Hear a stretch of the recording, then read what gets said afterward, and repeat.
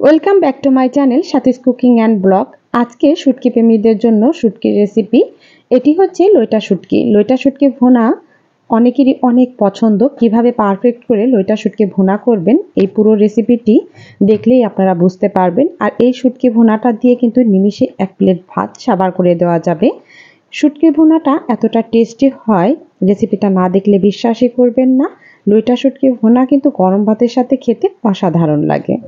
প্রথমেই লইটা শুটকি মাছগুলো কেটে ছোট ছোট করে আমি নিয়েছি। এরপরে আমি একটি প্যানে ভালো করে টেলে নিচ্ছি। আপনারা যে কোনো তা বা খোলায় ভালো করে টেলে নেবেন। ভালো করে টেলে নিলে লইটা শুটকির থেকে যে গন্ধটা থাকে সেই গন্ধটা বের হয়ে আসবে। দেখুন টালা আমার হয়ে গেছে। এখন এর মধ্যে আমি দিয়ে দেব কিছু পরিমাণে পানি।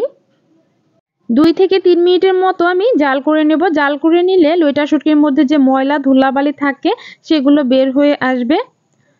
জাল করা হয়ে গেলে ভালো করে ঠান্ডা পানি দিয়ে আমি ধুয়ে পরিষ্কার করে নিয়েছি। দেখুন পরিষ্কার করে নিয়ে এখন এর মধ্যে দেখুন আমি কাঁটাগুলো বের করে নিচ্ছি। হাত দিয়ে এরকম ভিতরে থেকে কাঁটাগুলো বের করে নিয়ে আসব। সিদ্ধ করার কারণে মাছগুলো নরম হয়ে গেছে, তাই হাত দিয়ে সুন্দর করে কাঁটাগুলো আমি ফেলে পরিষ্কার করে নিয়েছি সবগুলো মাছ। দেখুন এখন রান্নার মূল প্রসেসে চলে যাব।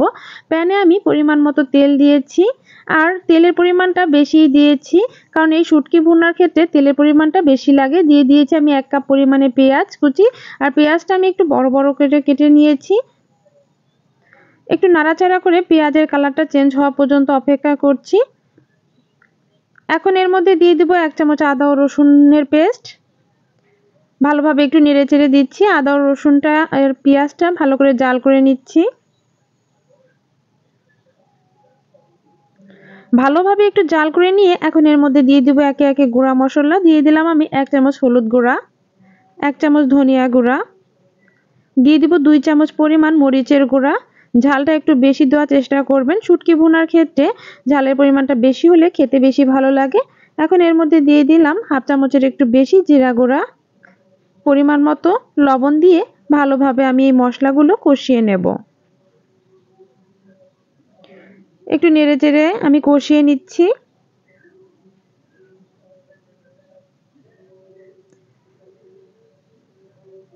ভালোভাবে একটু নেড়েচেড়ে এখন এর মধ্যে দিয়ে দিব অল্প একটু পানি।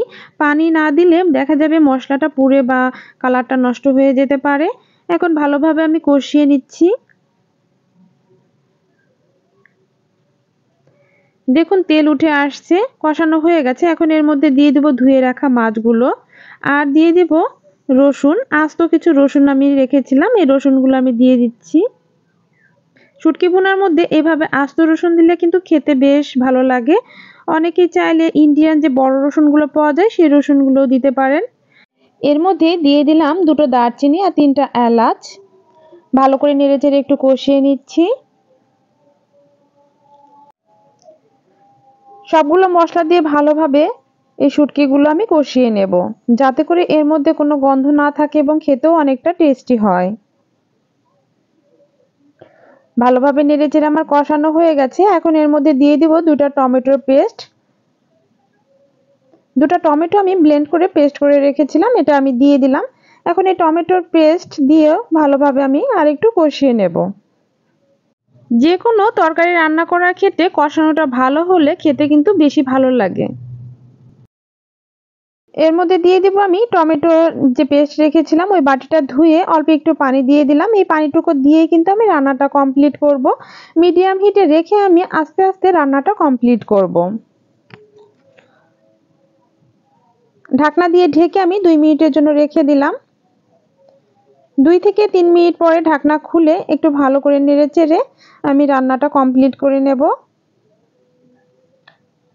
কোনো প্রকারে কোনো পানি থাকা যাবে না, একদম ভাজা ভাজা হতে হবে এই ভুনাটায়। যত বেশি তেলে ভাজা হবে তত বেশি খেতে টেস্টি হবে। এর মধ্যে দিয়ে দিব কিছু কাঁচামরিচ কুচি, আর দিয়ে দিব কিছু ধনিয়া পাতা কুচি। আবারও ভালোভাবে একটু নেড়েচেড়ে দেব। এখন আরো 2 থেকে 3 মিনিটের মতো রান্না করলে রান্নাটা কমপ্লিট হয়ে যাবে। ভালোভাবে নেড়েচেড়ে আমি রান্নাটা কমপ্লিট করছি। দেখুন আমার ভাজা ভাজা হয়ে গেছে, তেল উঠেও এসেছে, আমার রান্নাটাও কিন্তু প্রায় কমপ্লিট হয়ে গেছে।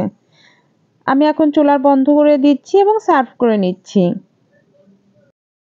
দেখুন রান্নাটা আমার কমপ্লিট হয়ে গেছে, একদম ভাজা ভাজা হয়ে গেছে রান্নাটি, কোনো ধরনের কোনো গ্রেভি নেই। এরকমভাবেই শুটকি ভুনা করলেই খেতে বেশি মজা হয়। তৈরি হয়ে গেল আমার লইটা শুটকি ভুনা।